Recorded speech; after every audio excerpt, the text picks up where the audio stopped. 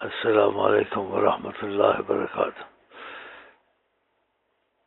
ماں باپ کا گھر اب بھی بیٹی کا گھر نہیں ہوتا ہے، اس کا گھر خاوند کا گھر ہوتا ہے۔ اس لیے خدا نے کہا وَلَا تُخْرِجُوهُنَّ مِن بُيُوتِهِنَّ، ان کو ان کے گھروں سے مت نکالو، یعنی ان کو طلاق مت دو۔ تو خاوند کا گھر اصل گھر ہوتا ہے، تو اس چیز کو سمجھنا چاہیے۔ اس لیے آقا جی نے کہا اگر سجدہ جائز ہوتا خدا کے سوا، خاوند کو سجدہ جائز ہوتا تو خاوند کا اتنا حق ہے تو آپ ایسے نہ کریں، ماں باپ سے تعلق رکھیں لیکن گھر اپنا خاوند کا گھر سمجھیں، اور اس طرف زیادہ نہ جائیں، نہ مائل ہوں۔ اس لیے نبی کریم نے فرمایا ہے سجدے کا حکم ہوتا تو ماں باپ کو کہا یا خاوند کو کہ اتنی قدر کرنی چاہیے، وہ اس کا پردہ ہے، وہ اس کی دین ہے، وہی دنیا آخرت ہے۔ تو ایسی غلطیاں مت کریں جو قرآن حدیث کے خلاف ہوں۔ ماں باپ کو مل سکتا ہے لیکن ماں باپ کے ساتھ خاوند سے زیادہ اس کو درجہ نہیں دے سکتا۔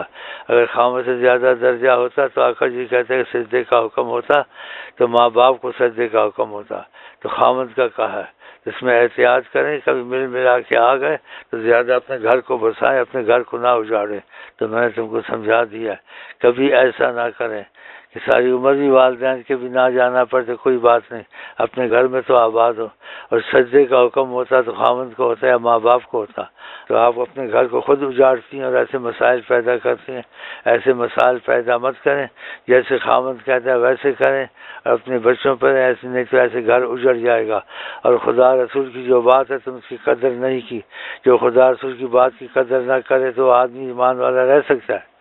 تو کتنی بڑی بات آ کر کہ سجدے کا حکم ہوتا تو خامد کو ہوتا۔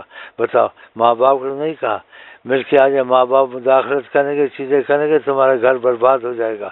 اور نبی کریم کی بات اگر آپ نے دل سے نہیں مانی، سمجھو آپ کو خیر دنیا اور آخرت دونوں خیریں آپ کی ختم ہو جائیں گی۔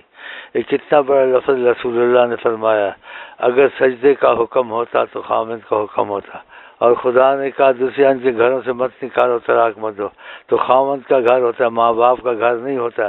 ماں باپ کی ساری عمر بھی نہ جائے کوئی حرج نہیں، لیکن ماں باپ کو خوشی ہوتی ہے، اپنے گھر میں تو بسی ہوئی ہے، اگر گھر سے نکل جائے تو کہتے ہیں طلاق ہو گئی، کتنا بڑا داغ لگتا ہے۔ خدا کا شکر نہیں کرتی ہے اور جہالت والے کام کرتی ہے، اور آقا جی کی باتیں مائل نہیں ہوتی ہے، اور پھر ایسے کام مت کر۔ نبی صلی اللہ علیہ وسلم کو ماں باپ ہر چیز پہ فضیلت ہے، اگر فضیلت ترجیح ہے تو تم نبی صلی اللہ علیہ وسلم کی بات سے مائل ہو۔ خدا حافظ، السلام علیکم ورحمۃ اللہ وبرکاتہ۔